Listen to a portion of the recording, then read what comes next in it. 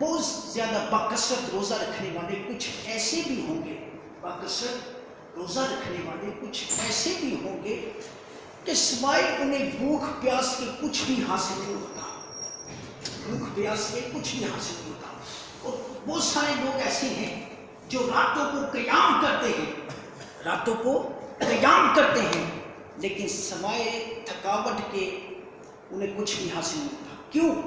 کیونکہ وہ روزہ رکھتے ہیں صرف اور صرف لوگوں کو دکھانے کے لیے، تو وہ بھوک پیاس تو لگتی ہے لیکن انہیں اجر و ثواب نہیں ملتا، کیونکہ وہ روزہ رکھتے ہیں صرف اور صرف لوگوں کو دکھانے کے لیے۔ ایسے لوگ، کچھ لوگ عبادت کرتے ہیں، ساری ساری رات قیام کرتے ہیں، ان کا مقصد صرف یہ ہوتا ہے کہ لوگ ہمیں دیکھیں کہ میں تو بڑا تہجد گزار ہوں، میں تو بڑا ساری رات اللہ کے حضور کھڑا رہتا ہوں، لوگ میری تعریف کریں، میری عبادتوں کے تعریف کریں کہ میں بڑی عبادت کرتا ہوں اللہ رب العزت کی۔ تو میرے بھائی، عبادت کریں، روزہ رکھیں، نماز پڑھیں، حج کریں، زکات دیں، صدقہ و خیرات کریں، یہ سب کام کس کے لیے؟ اللہ کی رضا، اللہ کی خوشنودی کے لیے، لوگوں کی خوشنودی کے لیے نہیں، اللہ کی رضا کے لیے، اللہ کی خوشنودی کے لیے یہ کام ہونا چاہیے۔ یہ جو میں باتیں کر رہا ہوں، کچھ لوگ نماز پڑھتے ہیں نا، یار لوگ مجھے دیکھ رہے ہیں تو نماز کو لمبی کر دیتے ہیں، یار لوگ دیکھ رہے ہیں، اگر میں جلدی رکوع سجود کروں گا لوگ کہیں گے یہ تو ویسے نماز پڑھنے آتا ہے۔ تو لوگ جب دیکھتے ہیں تو پھر وہ اپنی نماز کو لمبا کر دیتا ہے، اپنے رکوع کو، سجود کو لمبا کر دیتا ہے، صرف یہ کہ لوگ مجھے دیکھ رہے ہیں۔ تو یہ عبادت نہیں، یہ عبادت کا مذاق اڑایا جائے، اس کو کہتے ہیں ریاکاری، دکھلاوا۔ جیسے آپ روٹین کے ساتھ نماز پڑھتے ہیں، ہاں نماز کو خشوع و خضوع کے ساتھ پڑھیں، آرام سے پڑھیں، جیسے آپ کی روٹین ہے آرام سے پڑھیں، اس میں ہی برکت ہوتی ہے۔ تو میرے بھائی، نماز کو خشوع و خضوع کے ساتھ پڑھا کریں، نماز کو خشوع و خضوع کے ساتھ پڑھا کریں۔ آپ دیکھیں نا، اگر کوئی بندہ بازار جائے اور اس کے پاس جعلی پیسے ہوں، اصلی نقد رقم نہ ہو، جعلی پیسے ہو، مجھے یہ بتائیں کہ جعلی پیسے انسان کے پاس ہوں گے اور وہ اس سے چیز خریدنے کا ارادہ کرتا ہے، تو جب وہ چیز خریدنے کا ارادہ کرے، جب دکاندار کو دے گا تو اس جعلی پیسے سے اس کو سودا ملے گا، اس کو کپڑے جوتے وغیرہ ملیں گے؟ نہیں، اسے ڈر لگا رہتا ہے کہ یار دکاندار کو پتہ چل گیا تو میں ریسٹ ہو جاؤں گا، گرفتار ہو جاؤں گا، میری پکڑ ہو جائے گی۔ تو میرے بھائی کیا ہوتا ہے، جعلی پیسے سے انسان کچھ بھی خرید نہیں سکتا، جعلی پیسے جو ہوتے ہیں انسان کے لیے نفع بند نہیں ہوتے، جعلی پیسے سے انسان کوئی چیز خرید نہیں سکتا، اس کے لیے کیا چاہیے؟ اصلی پیسے چاہیے۔ ایسے ہی جو لوگ لوگوں کو دکھانے کے لیے عبادت کرتے ہیں، لوگوں کو دکھانے کے لیے عبادت کرتے ہیں، تو وہ ان کی مثال بھی ان جعلی پیسوں کی طرح ہے، وہ عبادت بھی ریاکاری کے زمرے میں آتی ہے، دکھلاوے کے علاوہ، شہرت کے علاوہ کچھ بھی نہیں۔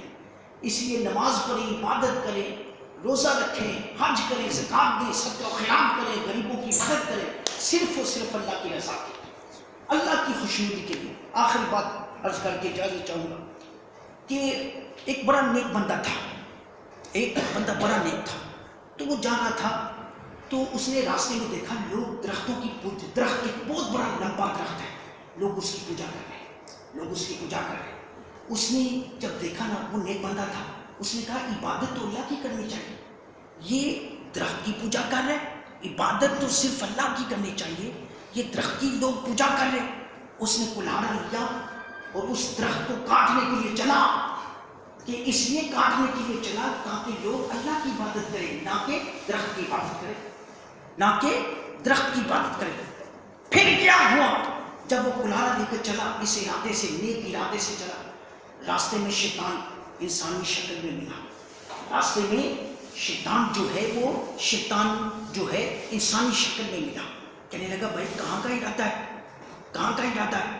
وہ نیک بندہ کہنے لگا یہ لوگ اللہ کو چھوڑ کر درخت کی پوجا کر رہے ہیں، درخت کی عبادت کر رہے ہیں، اس لیے اس درخت کو کاٹنے جا رہا تاکہ لوگ اللہ کی طرف آئیں، اللہ کے دین کی طرف آئیں، دین اسلام کی طرف آئیں، نہ کہ درختوں کی طرف جائیں۔ تو میرے بھائی، شیطان نے کہا بھائی تیرا اس میں کیا جاتا ہے، وہ تو لوگ عبادت کر رہے ہیں، تیرا اس میں کیا نقصان ہے، تیرا اس میں کیا نقصان ہے؟ کہنے لگا اچھا نہیں میں نے اس کو کاٹنا ہے، لوگ اللہ کی عبادت کریں.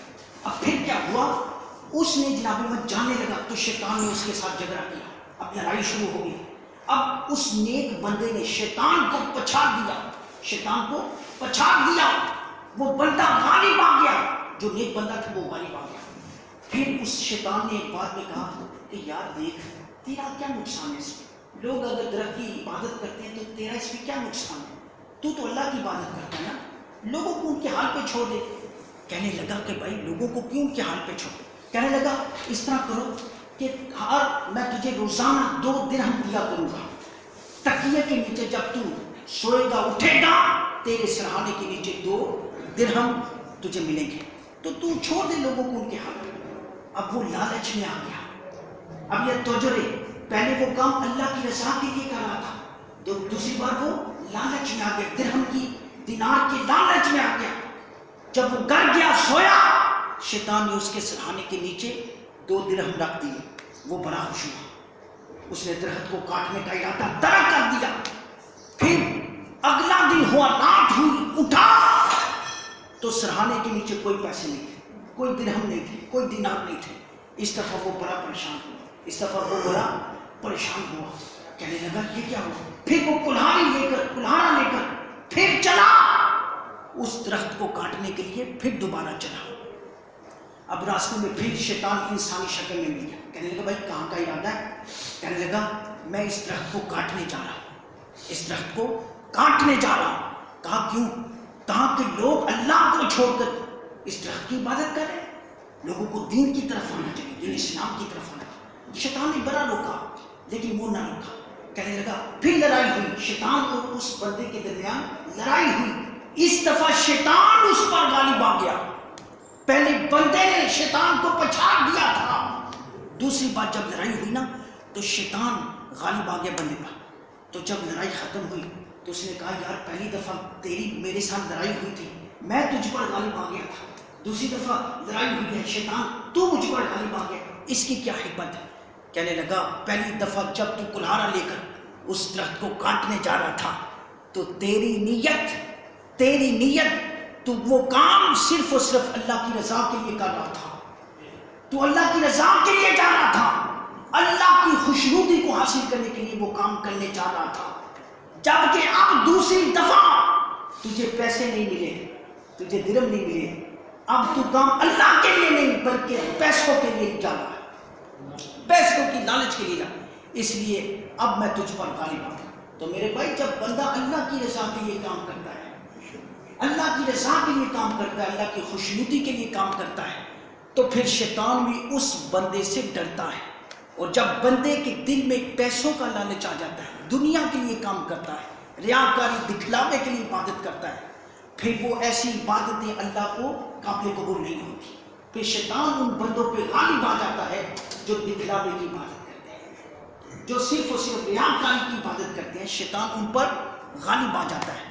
اور حدیث پاک میں آتا ہے، سیدنا ابو ہریرہ رضی اللہ تعالیٰ عنہ سے روایت ہے، نبی پاک علیہ الصلوۃ والسلام نے ارشاد فرمایا ان اللہ لا ينظر الى صورکم واموالکم، اللہ تعالیٰ تمہارے شکلوں کو، صورتوں کو نہیں دیکھتا، واموالکم تمہارے مالوں کو بھی نہیں دیکھتا.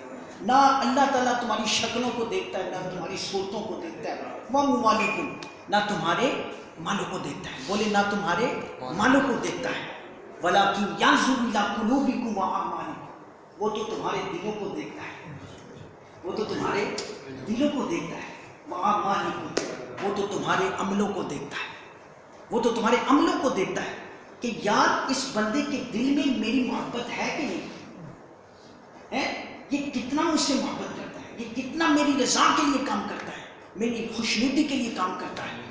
تو اللہ تعالیٰ تمہارے عملوں کو دیکھتا ہے، تمہارے دلوں کو دیکھتا ہے. تو میرے بھائی اپنے عمل کو درست کیجیے، اپنی عبادات میں اخلاص کو پیدا کریں، اپنی عبادات میں اخلاص کو پیدا کریں.